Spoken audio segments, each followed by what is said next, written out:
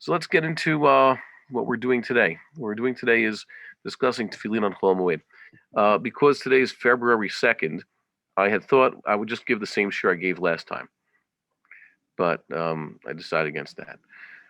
Okay, joke fell flat. This is something that I saw in, I think, the Steinsaltz edition of the Gemara. Daf Yomi is in the middle of Moed Katan. A little something about Moed Katan. Why is it called Moed Katan? The Rambam just has Masechet Moed. So the entire Seder is called Moed. And the Seder refers to the appointed times that are holy. So you have about Shabbat and everything else about all the different holidays. And when they say Masechet Moed, which is much more specific, they mean Chol HaMoed, appointed time that's not Shabbat or Pesachim, and you have to do Sukkah. It's not Rosh Hashanah or Yom Kippur. All that's left is Moed. Interestingly enough, there's not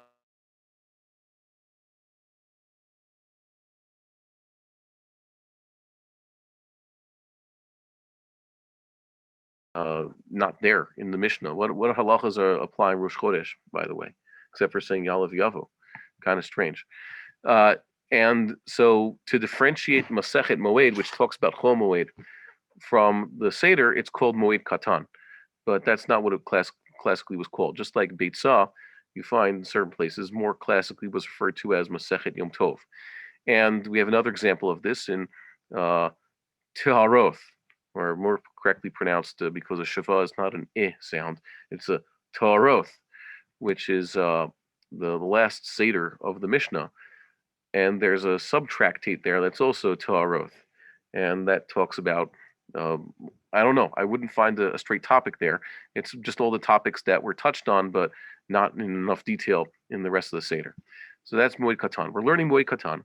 And we get to the Sugya where it talks about this Mishnah over here, we're going to see later, which talks about the writing of Tefillin on Chol HaMoed. And they had a footnote there which said, there's a machlokas here about wearing Tefillin on Chol HaMoed, and it says in Rambam's opinion is dafka to wear Tefillin on Chol HaMoed. And I thought that was so surprising. When I told Rabbi Bar-Hayim that's what I saw there, he couldn't believe me, because it is plainly clear that the Rambam holds, at least the Rambam holds, I'm not saying that everybody holds this, as a matter of fact, we'll see other opinions, the Rambam certainly holds that one should wear Tefillin on Chol HaMoed, and that should be clarified. But I also like to look at the opinion of the Vilna Gaon. Usually, if you find agreement between the Rambam and Vilna Gaon, you cannot disagree with that. That's usually emes lamito. But the problem is the Vilna Gaon, we also going to see explicitly says he did wear Tefillin on Chol HaMoed. As a matter of fact, he might have led a revolution in non-Hasidic Ashkenazic Jewry to not wear Tefillin on Chol HaMoed. Everybody was wearing it until then, and because his influence was in primarily the Volozhin Yeshiva, have many minyanim, even in Chutz La'aretz, where people are not wearing Tefillin, and they have no Hasidic influence there. So it's a question. What is the truth of the matter? I also found just yesterday that Rav Kapach himself, Rav Kapach, says that Rambam's own opinion is ambiguous. He doesn't see one way or another what Rambam says, and I'm very surprised by that, because as I will now show, it was at least clear to me up until this point, and I heard from Rabbi Bar-Hayim, he insists on it. I remember before I met him, the old website. This must have been, I guess, 15 years ago when I first discovered his teachings. Of course, there was a prominent picture of the Rav holding his lulav and ethrog, obviously on Sukkot, and he's wearing his tefillin. And you cannot find anybody almost on earth who's doing it. Even the people who are putting on tefillin for some inexplicable reason. We will explicate the reason. They already take their tefillin off by the time it comes to take the lulav and ethrog. So why is that? Why would a practice that is so common become so rare? And especially one endorsed by many Rishonim. As we're going to see, the Rush also says you should wear tefillin and say a bracha thereon. He says that explicitly. That's a tradition we have from the Torah. So all these things need to be answered. And by the way, now I even have videos. The Rav was accepting people in his sukkah. He was wearing tefillin on Chol HaMoed, as many people know and has been attested to, and it's a well-known thing. And every now and then you meet another Rav who's a classicist that is into discovering the sources, and he will wear tefillin on Chol HaMoed, and he'll be there. And some people, because they can't find the minyan where they wear the tefillin on Chol HaMoed, they're going to at least do it a lot in private. They're going to do it at home. And I like to find a minyan where they actually are wearing tefillin on Chol HaMoed. Also, full disclosure, I've inherited from my own family. I think I don't. I have to ask my father on this one. I was trying to call him up before. He grew up. He does not wear tefillin on Chol HaMoed, and we were in Chutz La'aretz, and apparently that's a minhag of the Gra that we've inherited. And Chatayani maskir hayom. I've never worn tefillin on Chol HaMoed because I've never been among people who do so, and this is a family tradition apparently. My father was greatly influenced by his own grandfather, who was of Hasidic descent. But even more so, there's certain things I've seen around the house that my father says this is the way we do it, and it apparently it's from the Vilna Gaon, so we're gonna stick to that. But I said, of course, if everybody's wearing tefillin, you have to wear tefillin, and I certainly think that it might even be historically the more accurate practice. Certainly, according to the Beit Yosef, also as we'll see, it is historically the more accurate practice. So let's get into what the Rambam says. The Rambam here is in Hilchot Tefillin, fourth parak, the 10th halacha says over here the proper time for wearing tefillin, and this is quite telling, as we're going to see later. He says the time for wearing tefillin is by day and not by night. As it says, I'm just going to translate as we read the Hebrew here, miyamim yamima. That is when they're first given the commandment after the Exodus to wear tefillin. It says from miyamim yamima. Yamim doesn't mean days literally. In the Torah, yamim means a year. Okay, and there's quite a few examples. And yamima is to the year. So this means that as a yearly observance, Rabbi Akiva, we're going to say, has pointed this one out. And it's called the Chukah Zoth. This statute, Yamim Yamima, in this drasha, which we will see, it's referring to tefillin. And here Yamim is actually taken literally in the drasha. So you wear it by day, not by night. V'chein Shabbatot, Yamim Tovim, also Sabbaths and Yamim Tovim, good days. Yom Tov does not translate literally to English. It is, and festival is also inaccurate, as we shall see. Passover has 7 days, but only 2 days thereof, the first and the last day, are Yom Tov. The rest of the festival is not Yom Tov. Yom Tov is a rabbinic term to refer to what the Torah usually calls as a Mikra Kodesh. That's what it usually says, a Mikra Kodesh, a holy convocation. And that's a day when you're not supposed to do labor. So he says Shabbatot Yamim Tovim, Einan Zman Tefillin. Those are not the time for Tefillin. In another drasha, Vayu Lecha Leot. They shall be a sign. And we know most people are taught this as children. They're signs of the covenant, and it takes 2 otot to have meaning, just like on the Sabbath. If you want to stone this guy for writing on the Sabbath, he has to have written 2 signs or 2 letters in order to convey a message. So we always carry around the 2 signs with us: circumcision and either tefillin or the Sabbath. So when you have a Sabbath, you don't need your tefillin, and the circumcision is always there. And even a person who, for whatever reason, is uncircumcised, for example, you're dealing with a female Jew, or a person who's a hemophiliac and cannot get circumcised, the fact that the rest of Am Yisrael is keeping the mitzvah is often good enough. So it says, V'Shabbatot Yomim Tovim Hein Atzman Ot. So the Sabbaths and the Yomim Tovim, the days that are like the Sabbath, they also have a prohibition of malacha, which I'm defining, by the way, as that, because we shall see in the following halachot. The definition of a Shabbat, a Sabbath, is from the shoresh shin bet tuf. And this isn't like a shin bet tuf, the tuf that occurs in certain verbs and certain roots, where it's sometimes substituted for a silent hey. For example, lasot and lirot. Those real shoresh, we think of those as a resh aleph, silent yod or silent hey, and sometimes a tuf. So those 3 letters show up in different conjugations.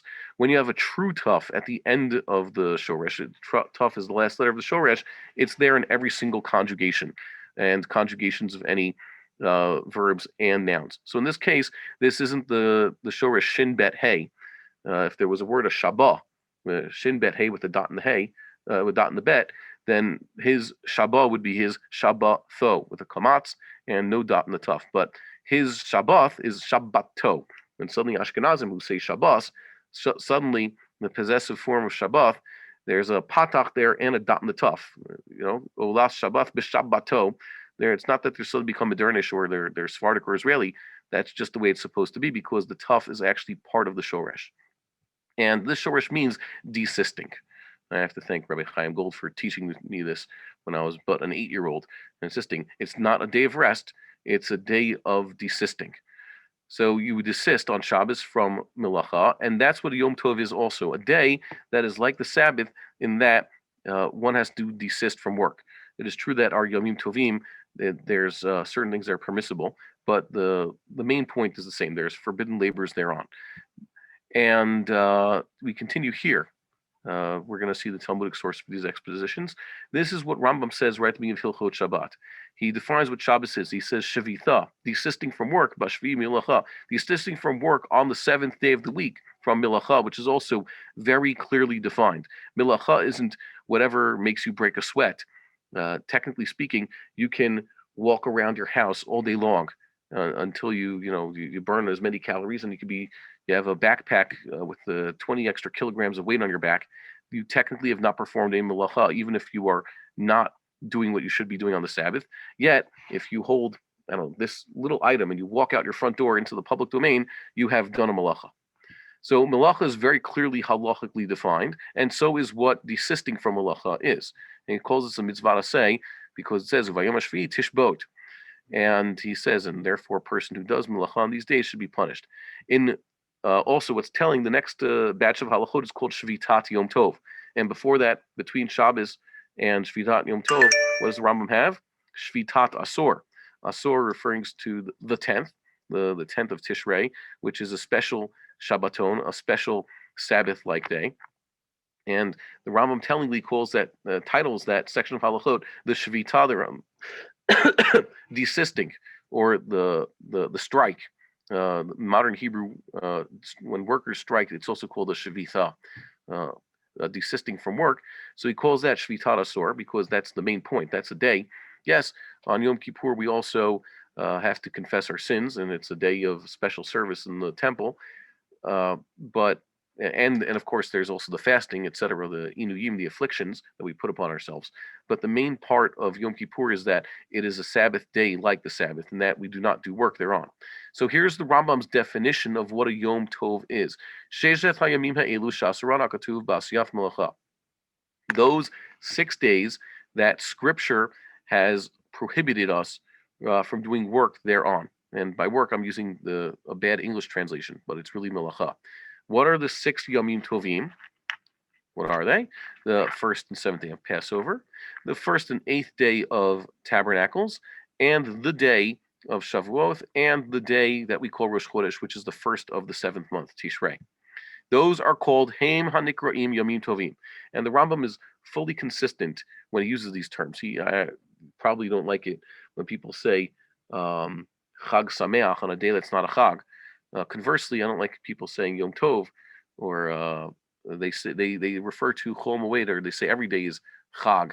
That's true. Every day is a Chag, but sometimes they only refer to Chag as Yom Tov. They say today is not a Chag. Why? It's Yom Tov. No, today is a Chag. You're supposed to wish Chag Sameach all 7 days of Passover, all 8 days of Sukkot. It's that the first days and the first days and the last days are specifically Yomim Tovim. And he says, Ushvitat Kulan Shava. The thing that defines them is, here's the word again, the Shvita, Shehena Sri Bechol Melacha Melechet Avodah. Okay? Except for the ones that you have to do for Tzorech Achila, the ones that we are taught about. You can cook on Yom Tov, and therefore you can also pass a fire if necessary, and other certain melachot. And then he defines here what Chol HaMoed is. A few parakim later, he says, these days between the 1st and 7th of Passover, and between the 1st and 8th of the Tabernacles festival, and in the diaspora, which is 4 of days because they get multiplied by 2 because they have Yom Tov Sheni, those are the days in Pesach. There are 4 days in Passover, 5 days during the Chag, which is his word for Sukkot, following the sages.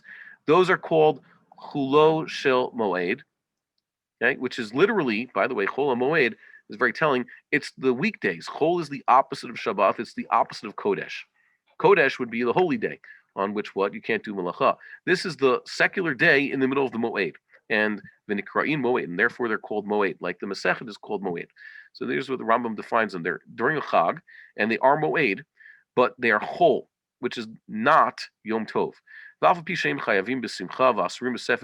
therefore, a person has to be joyous on those days. And he says, joyous means, sacrifice, eating the meat of sacrifices. And if you don't have sacrifice, it means, if you're a man at least, eating meat and drinking wine, as we happily do. and one can't eulogize on that day, and one shouldn't be fasting. He says, "Mutar lispod bahen talmid chachamim b'fanav." We could actually eulogize talmid chachamim at his own funeral, but once he's buried, he shouldn't. So he's defined what Chol HaMoed was, and he then says even further, "Chol HaMoed afal pi shelo ne'amar b'Shabbaton." Chol HaMoed was never called a Shabbaton or a Mikra Kodesh. You read the Psukim, actually, you get it. It says specifically the first and last days of those festivals are Mikra Kodesh, implying that the days are not. And in Masechet Chagiga, you actually find that there's a drasha there which seems to say no, just like the first and last day are have this prohibition of melacha, so too all the intervening days. The Rambam discounts that. He says obviously it's a smachta because it's the exact opposite of the pasuk is trying to say. It means that the sages saw room and realized, as he's about to say, that the sages should intervene and make sure that people aren't wasting their time in those days. Ho'il v'nikra mikra kodesh, because they are called mikra kodesh. There, using that drasha from the Chazal. Harei uzman chagiga b'mikdash. There is a special sacrifice offered in the temple there. That's the pilgrimage. Asur b'asiyat melacha. It's forbidden to do melacha on those days. Kadesh lo yeh kishar yemei chol she'ein ben kedusha klal. They shouldn't be like the rest of the whole days. Remember, chol is weekdays that have no holiness whatsoever. They have a slight holiness. He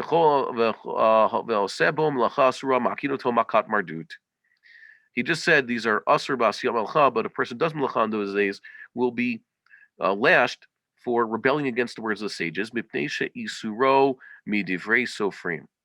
And why? Because it's an entirely rabbinic institution. Whatever is prohibited on Chol HaMoed is prohibited by the rabbis. And they actually clearly define it, and that's what he's going to get into here. So I put a note here. So you see here that it's Isuromi Divrei Sofrim.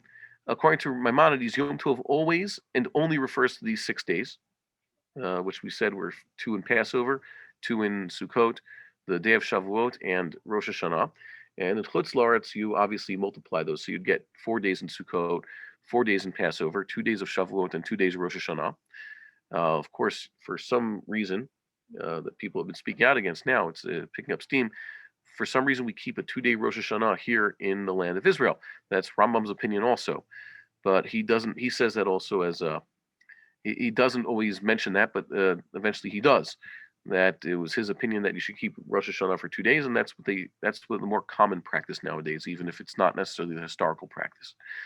Chol Moed is not called Yom Tov. We have to understand that, but rather Moed or Chag. But there are those who disagree, by the way, who say that the prohibition of Melacha on Yom Tov is actually of biblical origin. There are quite a few Rishonim who say that. Rabbi Bar-Hayim said a few years ago, just look around. How are people treating Chol HaMoed? You see that the Rambam's correct. Whatever they don't do, they take quite lightly. And I also pointed out there, by the way, if there were some sort of isurim that were of biblical nature on Chol HaMoed, you know what you would have seen? The sages, like they do anytime there's a biblical prohibition, would have added what's called a siyag or harchaka or gezerah to make it worse. Just like on the Sabbath or any day else like the Sabbath, there's an isur tiltul. Rambam doesn't say muktzah on Shabbos. He doesn't use that term. He says muktzah is specifically a thing that occurs on Yom Tov. Isur tiltul, what we commonly call muktzah, exists on Shabbos, but it's even more extreme on Yom Tov, where we even have a din of muktzeh, which could be another shir coming up. So you see why they did it, because in order to protect lest people come. There's a few reasons to enact things. For example, on Shabbos, there's lest someone come to do the isur. So that's a siyag. So it has nothing to do with the actual malacha. They say don't climb a tree lest you start breaking things off the tree, or don't go swimming in the lake, or because you might come to make yourself some sort of flotation device. Swimming is not like a malacha. And then there's the things that are me'ain the malacha that you shouldn't do, because it's almost like unpermanent writing is technically permissible on the Sabbath according to biblical law, but the sages prohibited that. So you see that the sages have 3 forms we just mentioned of rabbinic prohibitions on the Sabbath in order to protect the Sabbath. But we don't see those types of things on Chol HaMoed. And I would have expected us to find those types of things, just as we find those things on the Sabbath and Chol HaMoed. So that was pretty much a amcha indication that Rambam is correct in this regard, and a lot of Rishonim agree with him. And that's why you have also, I point this out, Shvitat Asor and Shvitat Yom Tov. That is the definition of what these days are. the days when you desist from work. I brought in a few other examples here, which we could skip over so that we'll be able to cover more of them. You just go through Hilchot Shabbat and you see that the Rambam clearly defines Yom Tov as being more like Shabbos and to the exclusion of Chol HaMoed. For example, when the Rambam says, just look in the chapter he talks about Kiddush. Does anybody ever say Kiddush on Chol HaMoed? No, of course not. No one's ever done such a thing. Specifically, the mitzvah of Kiddush, which is the other half of it is, by the way, Havdalah, we all know applies to Yom Tov. And Yom Tov is those first days and last days of the festival and not to the intermediary days. That is pretty clear. You can see them. Read the Halachot, you'll see the Rambam is very those specific days. And therefore, when Rambam said that Shabbat and Yom Tov are when you don't wear tefillin, he was specifically meaning Yom Tov and not Chol HaMoed, implying that on Chol HaMoed you do wear tefillin. Over here, for example, is a important halacha where the Rambam says, you have to do like your Shabbos meals with two whole breads, and you're supposed to break both breads and etc. The Sabbath meals. He says v'chein b'yamim tovim. There's a shir. You look over here. I've felt that the Rambam mentions over here that you do like Yomim Tovim. For example, here's Lechem Mishneh, and he also talks about the 3 meals. So the Rambam is saying that you have 3 meals on Yom Tov. That seems to be the implication, unless you go and say that when the Rambam said V'chein Yomim Tovim, he's only referring to this very last part of the halacha, which is Lechem Mishneh, your Yom Tov meal. The Rav says this. A lot of people say this, that there's no such thing as Sudash Lishit on Yom Tov that is not Shabbos. But here the Rambam seems to be saying it, so they have to say that, oh, well, Rambam was not talking about. When he said just like Yom Tovim, he wasn't talking about this whole halacha, which is talking about having 3 meals. He's only talking very specifically about this last line, which is you have to have Lechem Mishneh. And then later in Hilchot Yom Tov, Rambam also talks about the schedule that one should have on Yom Tov, how one fits in his study and his prayer and his 3 meals. Shabbos and Yom Tov is basically the same. He gives almost a similar schedule, except on Yom Tov, because you have to eat more and party more, Mincha is earlier. And once again, that seems to be indicating very clear the Rambam is talking about third meal on Yom Tov. And practically everybody, including the Rav, has given a shir saying, no, but the Rambam doesn't mean that because there's no such thing as Sudash Lishit on Yom Tov. And what he meant was that's just how it happens because you eat once in the morning, once in the afternoon. So the Rambam happens to mention that. But I feel that once again, the Rambam mentions Yom Tov Sudash Lishit in this halacha and in that halacha, and then they have to teach it some other way, and they have to say, no, but he didn't really mean it. I don't know. I think it says that, so we'll just we'll agree to disagree. I try to have the third meal on Yom Tov. The Vilna Gaon famously definitely had a third meal at the end of Passover, so we could get in more eating matzah. But even he doesn't endorse third meal on every Yom Tov. So we see that Chol HaMoed is just that. It's Chol, apparently. And therefore, we do, according to Rambam, one should wear Tefillin. And there's no prohibition of Melacha on that day. There's other Rishonim who apparently say that, no, there is a prohibition of Melacha on Chol HaMoed. And therefore, it's like a Shabbos. And therefore, one should not wear Tefillin. And then you have more complicated positions like the Tosafists who say that Melacha is technically permitted according to biblical law, but there are other things that we do on Chol HaMoed that make up the oath. And that doesn't fit with what the Rambam is saying because what the oath of the Sabbath is desisting from work. And even if you have a day on which there's a specific commandment, like the Tosfos say, on Passover, you're not supposed to eat chametz, and you have a mitzvah of eating matzah. And on Sukkot, you have the mitzvah of eating in the sukkah, and you have lulav and etrog. Therefore, those days are also oath, and one should not wear tefillin on those days. I also wrote here that, the Rush says you're supposed to wear tefillin with a bracha, and apparently that's also what Rambam is saying. So you have the Rush and the Rambam. I have to check exactly what the Rif says. I haven't seen it explicitly, but I also saw that people wrote the Rif says no tefillin on Chol HaMoed, and I cannot believe that. Just like they pointed out, the Rambam says no tefillin on Chol HaMoed.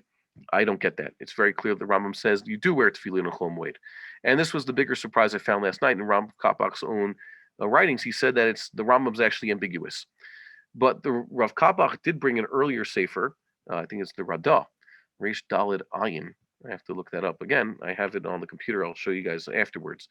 He says that there was a work that even though The Beit Yosef writes, over here, Al Pi Kabbalah and the Zohar, once they had the Zohar in their possession, it became something that people studied, which is late in Jewish history, by the way.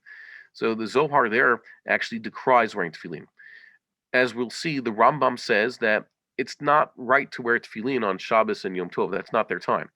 He's much more machmir for wearing tefillin at night. One should not put on his tefillin at night. That's wrong. And specifically, when one takes off his tefillin, the Israeli minhag is the ma'arava. We're in the ma'arava, as people have seen. When you take off your tefillin at night, what's the bracha? Lishmor chukav. We're keeping God's statute of taking off our tefillin at night. But there is no such thing as taking off tefillin on Shabbos or Yom Tov. It's just not the right time. But technically, you could get away with wearing tefillin l'chatchila on Shabbos and Yom Tov. It's just not the time to do it. But in the Zohar, it's actually decried. It is a terrible thing, al pi Kabbalah. So the Beis Yosef says that even with the ambiguity that may have existed throughout history in different communities and trying to find what pshat is in the Talmudic sources, once the Sephardim, for example, found in the Zohar that wearing tefillin is bad on Chol HaMoed, they completely stopped. And that's also picked up by the Hasidim, and that's why you have it now that large communities, if not the communities in Israel, do not have people putting on tefillin on Chol HaMoed. That's because of the influence of the Kabbalah. And Rav Kapach says, but there were places that didn't wear tefillin on Chol HaMoed already. Why? The Sefer says that the enactment of Yom Tov Sheni at the end of the Yom Tov, which basically turns what should be Isru Chag, the day after Yom Tov, into Yom Tov, means that people are not wearing tefillin on that day, that they should have worn tefillin. But this fellow who wrote this didn't mention that Yom Tov Rishon being doubled, the first Yom Tov of the holiday being doubled, also cancels wearing tefillin. It took off a day from Chol HaMoed. It turns in Miami, where you're supposed to celebrate Passover if you cannot be in Jerusalem. There's a din. You're supposed to be at a Pesach hotel in Miami on Passover if you can't be in Jerusalem. At least that's the way I was brought up, so it must be true.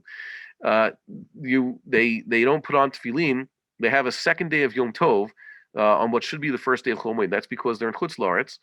And the Sefer that Rav Kapach found doesn't mention that they lose that day of tefillin. Why? Because apparently they weren't wearing tefillin on that day anyways, even though it's Chol HaMoed, implying that they didn't wear tefillin on Chol HaMoed. Okay, it's a good source. And now we see it. We have everything on the table. We know who says to wear tefillin. We know who says not to. We haven't seen exactly why, by the way, but it is certainly clear that if the Rambam is consistent in his language, which he is, then the Rambam is saying one should not wear tefillin on Yom Tov, but it's assumed that on Chol HaMoed one should, because Chol HaMoed is just that, it is Chol, weekday. Any questions until this point? I think someone put something on the chat, but I can't make it show up on my screen for some reason. So maybe someone interrupted me with that question, because I can't see it. Okay. The next thing is, let's see some Talmudic sources. Why does Rambam say what he says? And that is this Mishnah that we have in Moed. I put Katan in parentheses. As I said before, it's the third parak, the fourth halacha. The Tana Kama, which I'm going to call the TQ in the notes, Tana, that's the acronym for it. He says that we do not write bills of IOUs, basically, Shitrei Chov. A person takes a loan, so the lender wants to keep a record of that. And there's some permissibility for that. If he's desperate, needs the money, a lot of things are prohibited on Chol HaMoed, but then a person who actually needs the money Chol HaMoed, there is a heter for it. And then he says, Ein kotvim sfarim tefillin umezuzot. One should not write books of the Bible. That refers to Sifrei Torah and the rest of them, and tefillin and mezuzos, ba'moed, on Chol HaMoed. And Rabbi Yehuda is the one who throws in over here that a person can write tefillin and mezuzot for himself. If he needs tefillin or mezuzah for himself, apparently because the need sometimes comes up, he can write it for himself. Nowadays, most people do not think that they're qualified, at least regular people are qualified to write tefillin and mezuzot, but the way it was in the Mishnah times, and the Rambam says, a person should, of course, teach himself how to keep these commandments. And he could also he could also spin, in this case, make the strings so that he could make tcheles for his tzitzis. Because, of course, we should wear tcheles every day. There's a mitzvah to wear tzitzis every day. There's no day of the year when you don't wear tzitzis, and an essential part of the mitzvah of tzitzis is the tcheles, which, of course, but thank God we have. Well, at least it's likely that we have it nowadays. So, of course, you should have the tcheles in your tzitzis. That's what Rabbi Yehuda says. But is Rabbi Huda's uh, concession accepted by the Tanakama?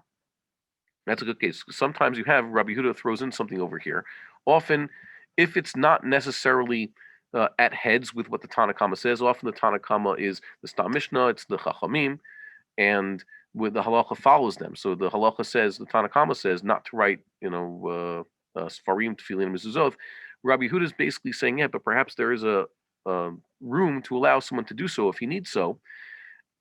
Is his opinion accepted? So the Yerushalmi there brings an example, because we read Yerushalmi before Bavli. It happened earlier. It says the case, Rav once time gave a shir on this also, Chad Barnosh, Ovad Tfiloi B'moada. There was this one Barnosh, that means mortal person, who lost his tefilloi instead of, and we had a share about this in Arab, in Palestinian Aramaic, it's tefilloi. In Targum Onkelos, it's tefillohi, and in Babylonian Aramaic, it's tefillah. It would be tefillau.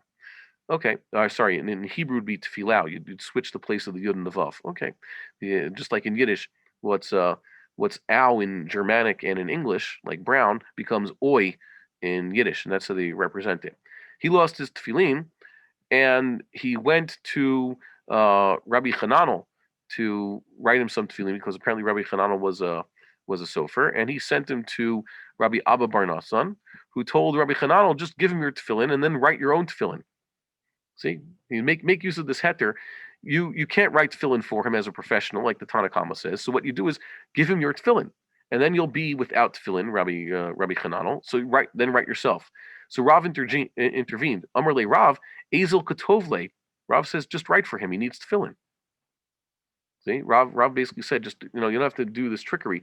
Just write your tefillin. And Rav, by the way, is still technically speaking, as a Tana we've seen before. Rav was a Talmud of Rabbi Yehuda Nasi, and actually shows up by name in the Mishnah as Rabbi Abba. And as I said before, his real name was Abba Aricha, which is Aramaic for Avi Grossman. It's a very common Jewish name throughout the centuries. So Rav just told him, write the tefillin. And they say, but that disagrees with the Mishnah. Matnita pliga al Rav. The Mishnah says, it seems to be arguing with Rav. Kotevu adam tefillin muzazal atzmo. At least when Rabbi Yehuda gave it the permission for a person to write tefillin on Chol HaMoed, he does it. He's supposed to be doing it for himself. Okay, la'atzmo over here. That's the key word. So maybe they should have done like Rabbi Abba Bar Nathan had said to do. Do the trick. Tell Rabbi Hananel, give this poor guy your own tefillin, and then write your own. And hala acher lo, you shouldn't do it for others. So Rav responded, Pater la b'kotev laniach. Rav says that when the Tanakama prohibits just writing tefillin, it means, to have in the storehouse. You go to, thank God, to the sofer nowadays, or the place where you sell tefillin, they have tefillin on hand. That's what he means. You shouldn't write tefillin to keep on hand for customers later. But for people who need, you can write right now. Right now, I mean with the W. But the whole discussion here is, aside from whether or not one can write tefillin, etc., what does everybody agree? That one should be wearing tefillin. This poor guy lost his tefillin on the Moed, and all the rabbis here are trying to discuss how to compensate for this. They're on Chol HaMoed. They're not telling him, okay, wait until after Yom Tov. You still have a few days left. There's going to be 3 more days of Chol HaMoed, and they're going to have Yom Tov. They're in Eretz Yisrael, by the way, apparently, because everybody's a Rabbi here. Or maybe, I don't know, actually. I have to see the actual text. Is this Rav or Ravi? Well, the nafkamin would be, is this once Rav got to Bavel, and these are Babylonians here, or is this before Rav went to Bavel?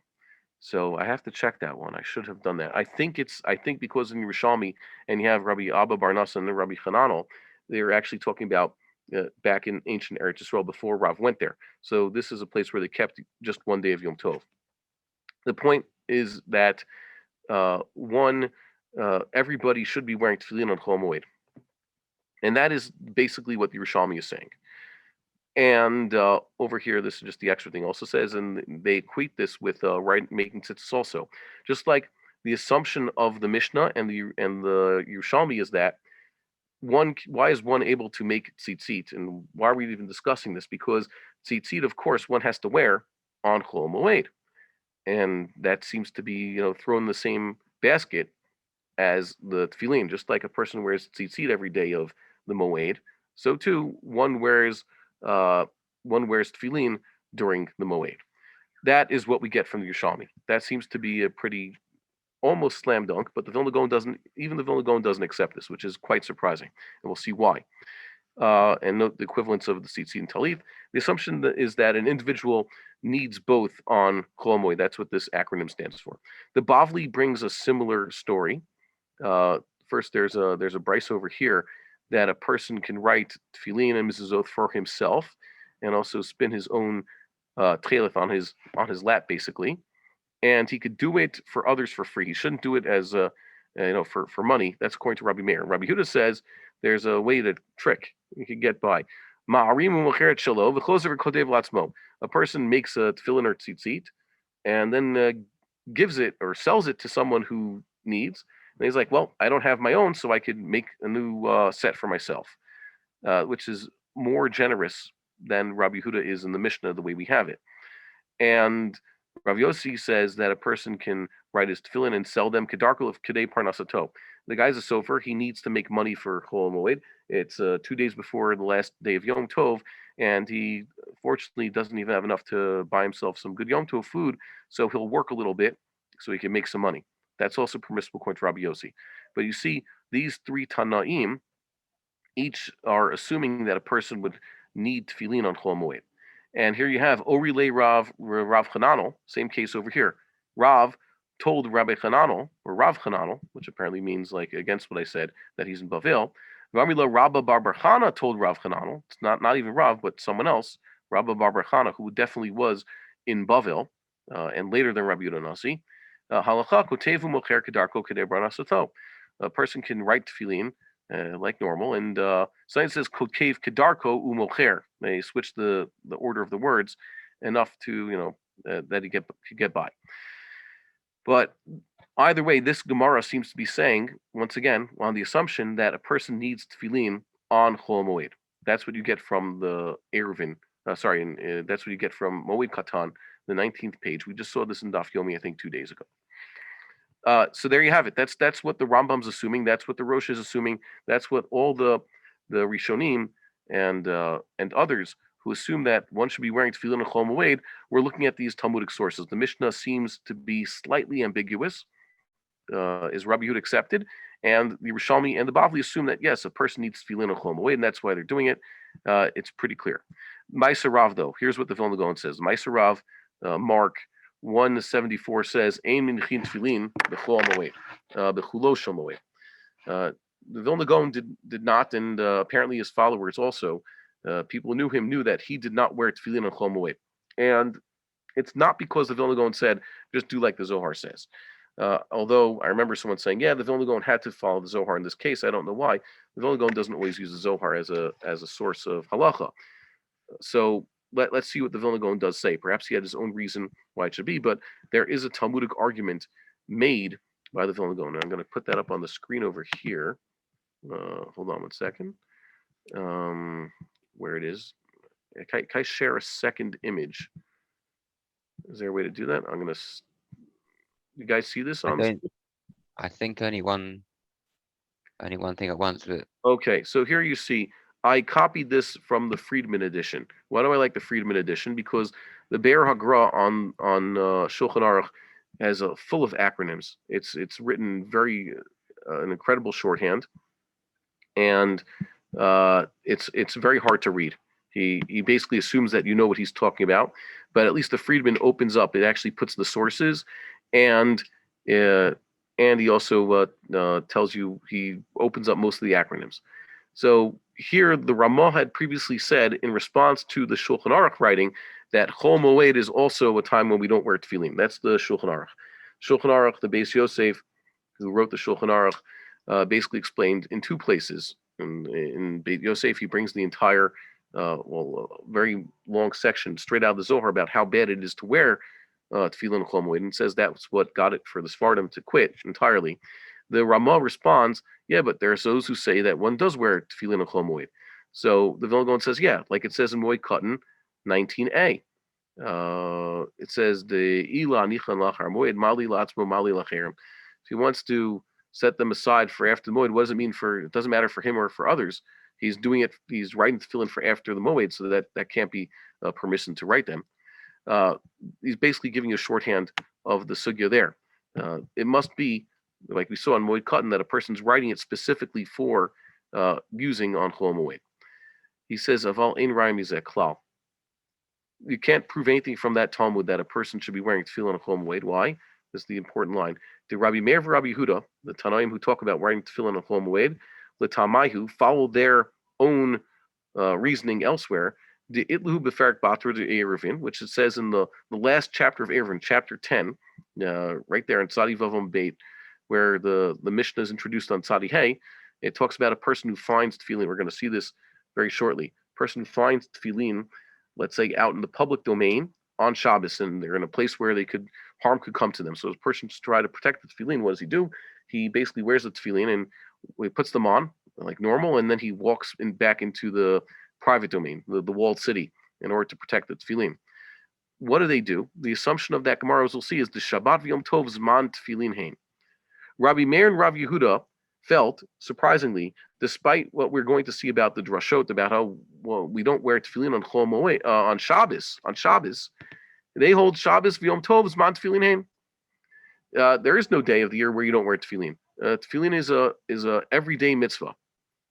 Moed Katan Sham. You could find this in Moed Katan also there, that Rabbi Meir and Rabbi Yehuda are the ones who say this.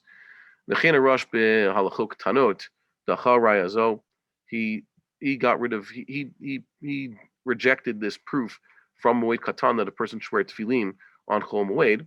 It's not so much of a proof, even though the Rosh himself wore tefillin with the bracha, as attested to by his own son. And the Tosfos also there on Moed Katan, you could look there, also reject this. And they say that if you find the Gemara saying that a person should wear tefillin on Chol HaMoed, it's Alibah Man Amar Shabbos Man Tefillin. It's according to the one who says that Shabbos is the time for wearing tefillin. So of course, Chol HaMoed is the time for wearing tefillin, and we can't learn anything from those Tanaim who basically hold on principle that which we reject. We say there's no Shabbos tefillin. So if a person's telling us, yeah, you wear tefillin on Shabbos, and you wear tefillin on Chol HaMoed, we could say a shkoyach, but we don't do that. So we can't learn anything from them. That is the car. You could read the rest of the Vilna Gaon over here. We're now going to see the sources that to which he's referring. Hold on 1 second. I'm going to put our main sources back on the screen. If you have any problem with seeing it, tell me. Here's what they're talking about in Eruvin. This is the Mishnah that opens up the parak on Daf Tzadi Hey Amud Aleph. Person finds tefillin, motzei tefillin, machnisan zug zug. This is Mishnaic shorthand. The person finds tefillin somewhere out in the open, and they're in danger. Rain. Sometimes they made tefillin out of softer leather. A dog could use it as a chew toy. We're afraid anti-Semites are going to find and desecrate them. So he brings them in pair by pair. That is, we're going to see he wears them. He puts them on like normal and covers them up, and then walks it back into where it's not a Reshutha Rabbim, because he can't carry them in Reshutha Rabbim. He can't carry them into the walls of the city. And Rabbi Gamliel says they could somehow do 2 pairs at a time. That is what the Mishnah says. And there, the Rambam says something that's very telling. The Rambam almost concedes the Vilna Gaon's point. The Rambam in his Perush HaMishnayot there says zug zug perusho. Here's the explanation: tefillin shel rosh, tefillin shel yad. He puts on the head tefillin and the arm tefillin. V'hu she'aniach shel yad biyado v'shel rosh perusho. That is, you put the shel yad on the hand, and the rosh shel rosh on the head. Lefi shehu sover ki Shabbat zaman tefillin. The Tanakama over here, who we're going to find out is basically Rabbi Yehuda, holds that Shabbos is the time for wearing tefillin. So how does a person save the tefillin he finds in the open? Well, you're not allowed to carry the tefillin from in Rosh Hashanah, even 4 amos. Kal v'chomer, you can't carry them across Rosh Hashanah then into Rosh Hashanah. He'll be, that's violating the Shabbos. We said it's a real malacha. But if he's wearing them like he's supposed to, because Shabbos is the time for the mitzvah of tefillin, so he will not be violating the prohibition of moving something around in the public domain or moving something from the public domain to the private domain. But either way, the Mishnah is basically attributed to someone who says that Shabbos is Zman Tefillin. And he then explains Rabbi Gamliel's opinion. Rabbi Gamliel is the one who says Shabbos loves Zman Tefillin, v'asur lanicham b'Shabbat. Rabbi Eliezer is a little bit more stuck. He says Shabbos is not the time for wearing tefillin, so a person cannot put these tefillin on Shabbos. So he has a way to do it. Why? But they did say he could wear it a particular way in order to save them. So he should wear 2 pairs at once. Sheiksor shnaim shel rosh b'rosho, shnaim shel yad b'yado, etc. And he then says, "Ve'en halacha Rabbi Shimon ben Gamliel." But the halacha doesn't follow Rabbi Shimon ben Gamliel. The halacha follows the one who says that you wear the tefillin, if you want to save the tefillin, the one who wants to save them, wears them zug zug, a shel rosh and a shel yad. So in his same perush there, the Rambam says that this Tanakama, who says bringing the tefillin 1 pair at a time by wearing them properly, holds that Shabbos is the Zman tefillin. We just saw earlier, though, the Rambam says, halachically speaking, Shabbos is not Zman tefillin. But the halacha doesn't follow Rabbi Shimon ben Gamliel.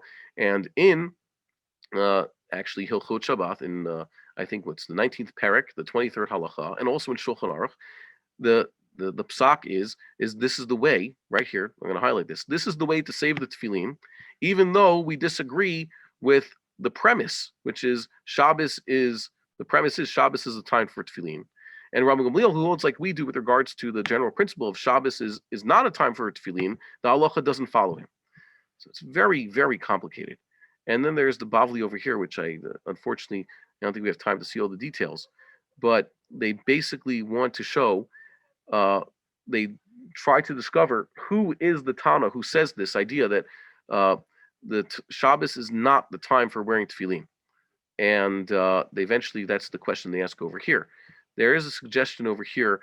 Rav Shmuel Bar Yitzchak is the one who suggests that, and the Sephardim actually do this. Those people where Rabbeinu Tam and Rashi Tefillin simultaneously follow this Lashita. So I think that's not exactly the pshat. I'll explain why in a second. He says there's enough room on one's head for 2 tefillin shel rosh, and enough room on one's bicep for 2 tefillin shel yad.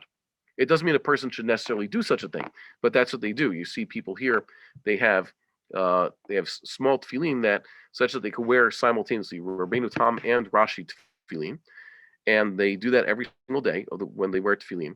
But perhaps it's just theoretical. It doesn't mean a person should do so, and that's why you see even those people who do wear Rabbeinu Tam tefillin, Ashkenazi people wear Rabbeinu Tam tefillin. They take turns. They wear the Rabbeinu Tam tefillin after they wear their Rashi tefillin. And as you know, the Vilna Gaon, the Rambam said, just wear your Rashi tefillin. That's good enough. So here they discover first you have the sources, those two psukim that we saw earlier, the drashot. It's in Rabbi Akiva's name. The first one, Shamartada Chuka Zo Miyamim Mima, and they want to suggest that Rabbi Akiva is the one who says that your Shabbos is Zman tefillin. That's eventually rejected by the Gemara over here. As I wrote here, you can find that over there. And we're trying to find the Tana who says that Shabbos is the time for wearing tefillin, and the ultimate conclusion is over here in this paragraph in the Bavli on Sadi Vav Amud Beis in Eruvin, where it says that it's actually a brisa which echoes our Mishnah. The brisa says, "Motzei tefillin machnisan zug zug echad ha'ish ve'echad ha'isha." Whether a man or woman finds it, even a woman could technically do it, because what's wrong with women wearing tefillin? They could elect to keep that mitzvah. Whether it's new tefillin or old tefillin, that's what Rabbi Meir says. Rabbi Huda says, "Oser b'chadashoth matir b'shanoth." No, you have to know that tefillin were actually used. If you have new tefillin, they look really new. They might not actually be tefillin. They might be amulets or something other like that. Nowadays, it's probably uncommon that people make amulets that look like tefillin. Usually, you find tefillin; they're actually tefillin. So you see that this is what the Vilna Gaon was saying. Rabbi Meir and Rabbi Huda are assuming, and that they're pointed out in this Gemara as the culprits, the ones who hold that tefillin are worn on Shabbos. That's their proper time. So that's quite difficult. This is something that was also I should have not for today's share, so we'll just take that out. So the Vilna Gaon is pretty much he has a sort of a bomb kasha, as they used to say in yeshivish, but it's almost too good a kasha. And how would I put that? How did Rambam rule in like Rabbi Yehuda with regards to saving tefillin on Shabbos? It's a good question, because Rabbi Yehuda's assumption is that one should wear tefillin on Shabbos, and that's why it's okay for him to actually put on those tefillin and try to save them. And also, it's a little bit the actual challenge of the Vilna Gaon with regards to wearing tefillin on Chol HaMoed, it seems that Mishnah, which we saw, where Rabbi Yehuda's one was saying that how you write tefillin on Chol HaMoed, Rabbi Yehuda would of course say you could write tefillin on Chol HaMoed because he says every day of the year you're supposed to wear tefillin. He even says you're supposed to wear them on Shabbos. But then again, the Vilna Gaon himself has to answer this question. The Vilna Gaon says that yes, we don't hold like Rabbi Yehuda and Rabbi Meir with regards to wearing tefillin on Shabbos. We reject that. You don't wear tefillin on Shabbos. Yet the Vilna Gaon seems to endorse this din also, that one can save tefillin he finds outside the city by putting them on and walking them into town on Shabbos. So that's a trick. So I wrote it down here. We're going to see this question, Mishnah Eruvin, like I just said over here. We should find an answer to it. So the Radbaz begins to say an answer. He says, Rambam holds like Rabbi Gamliel, betama velo bedina. He holds like Rabbi Gamliel. Rabbi Gamliel's right. The reason of Rabbi Gamliel's right. You're not supposed to wear tefillin on Shabbos, but not for din. The din doesn't follow Rabbi Gamliel. But why not? And not only that, that means that he holds like the Tanakama Ladina, save the tefillin by wearing them properly, but not his reasoning, but not Latama. So the question still stands. How does the Rambam deal with this? And there's an answer that you find in manuscripts in this halacha and the related halacha about a person who finds tcheles and tzitzis outside and wants to know if it's real tcheles or not, which is a good thing. Like what is the gears of the Rambam? And there the Rambam has it that if you saw it before in the Perush HaMishnayos, which the Rambam wrote when he was very young, he says, you put the shel yad on the yad and put the shel rosh on the rosh. And as Rav Kapach and others have pointed out, you look in the manuscripts, and you see that the Rambam actually says very specifically in the halachot, and this is the way it is in Machon Mamre, this is the way Koren has it, this is the way Makbili has it, all the good new editions of the Rambam based on the manuscript say very tellingly that the Rambam says he puts the tefillin on in the wrong order. He puts the rosh on his rosh, and then he puts the yad on the yad. As you know, you put on your tefillin, you start shel yad first, and then the shel rosh. What does that accomplish? Well, like Rav Kapach points out, they adjusted the less exact editions of the Rambam have it the way it's supposed to be: put on the shel yad, and then put on the shel rosh, and then walk into town. But it's very specifically that way. Why? So that a person's not performing the commandment. What is this? It's almost like a compromised position. When a person puts on the tefillin, he lays the tefillin in the wrong order, he's specifically showing he's not doing the mitzvah of tefillin. But with regards to Shabbos, the only thing that makes it something permissible to walk around with on Shabbos is it's not a load. He's wearing it the way a person wears it. So I could, let's say, I'm already wearing a vest and a jacket, but I want to put on a coat on Shabbos, even though it's the temperature doesn't justify wearing a coat. But I'm wearing a coat properly.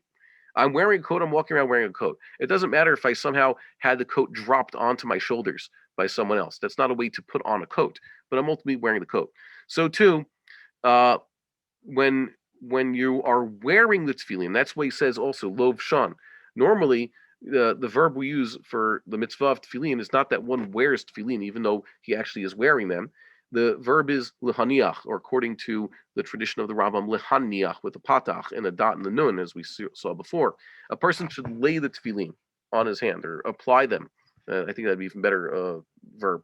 Applying the tefillin, that's the mitzvah.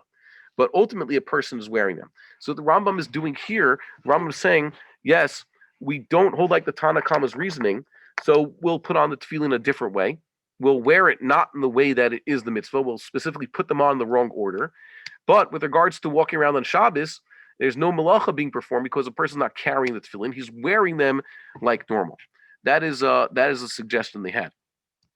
As for Moed Katan, we have to get back to the challenge that the Vilna Gaon had to the Rambam. We'll close with this.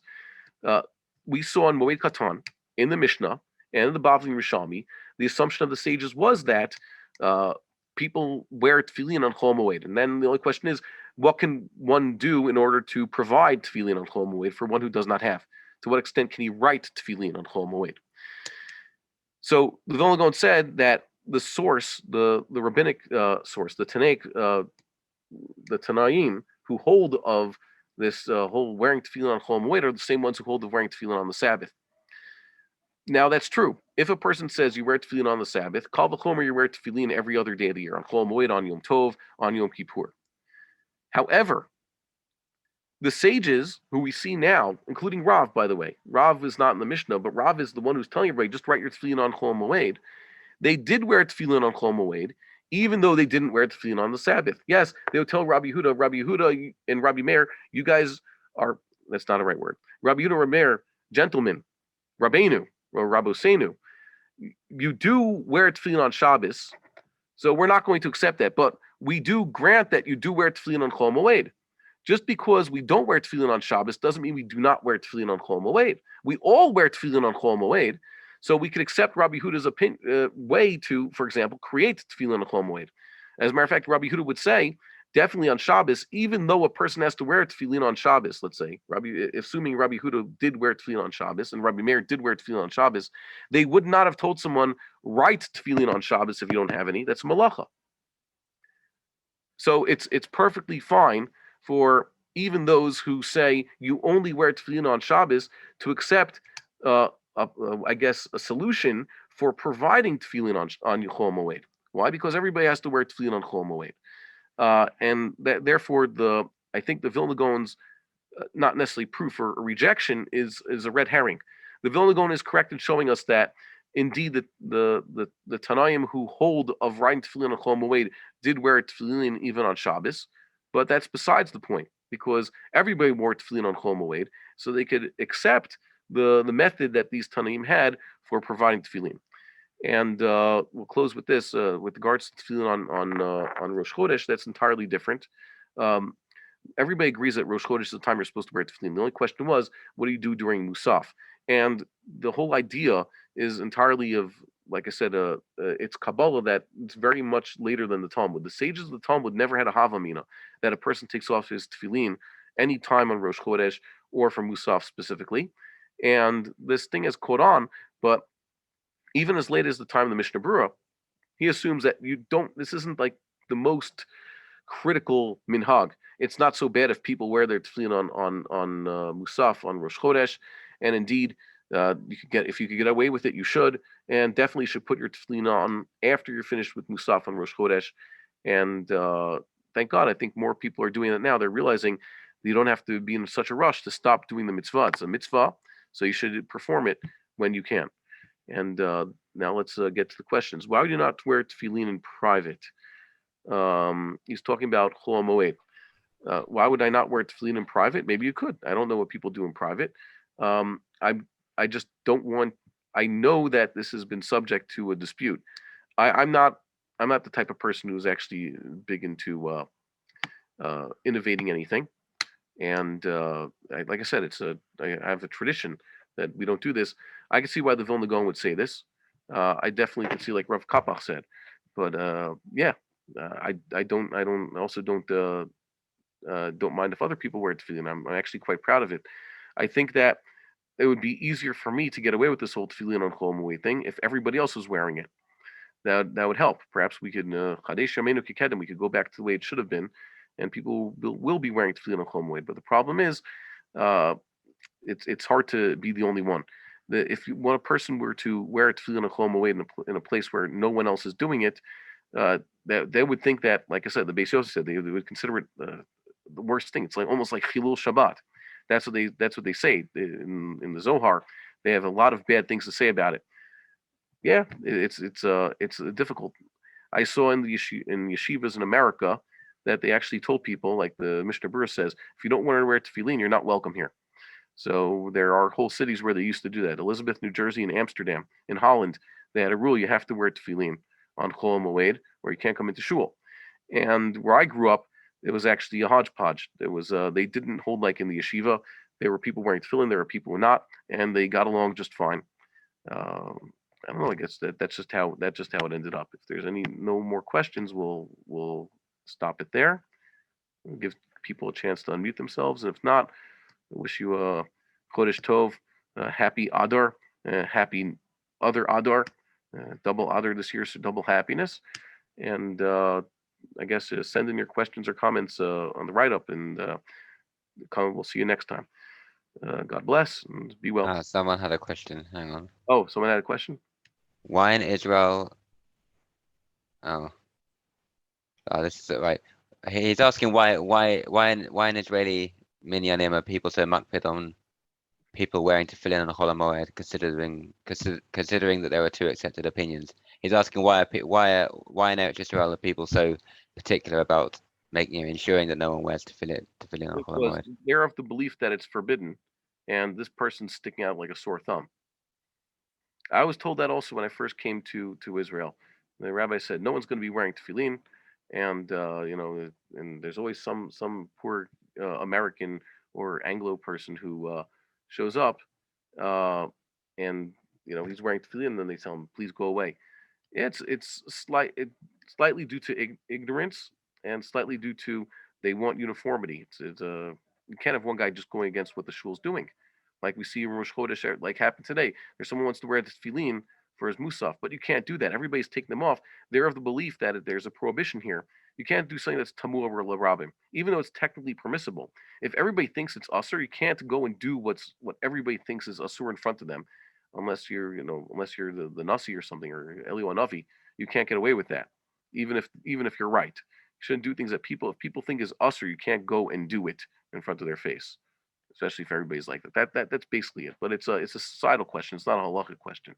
So when we're here, gruz because the whole Sugyan Erevin is missing from the Rif, you just ignore it's halachically relevant. The first explanation given the Gemara explains the Machlok in the Mishnah with reference to a dispute about how to wear clothes on Shabbat, with no reference to any claim that any Tana held you wear tefillin on Shabbat. I don't understand what the hold on. Gavriel wrote this here. Okay. Well, we'll have to deal with this afterwards. Someone wrote something, and yeah, there's not enough time for that. I'm sorry. So maybe I'll talk to him right now. Any other questions? No? Okay, I guess not. So have a good evening, and see you all next time. We would like to encourage our viewers to share these videos with friends and send in your responses. We would also like to suggest the following opportunity to our viewers. If you identify with Rabbi Bar-Hayim's message and would like to sponsor or dedicate a video interview with the rabbi in honor or memory of a loved one, if you would like to obtain Birkon Nusach Eretz Yisrael or invite the rabbi for a speaking engagement, please email us at office@machonshilo.org. If you are inspired by Rabbi Bar-Hayim's message and would like to get involved in Torah Eretz Yisrael activities in your local area, please fill out the relevant form by going to the link which appears on the screen.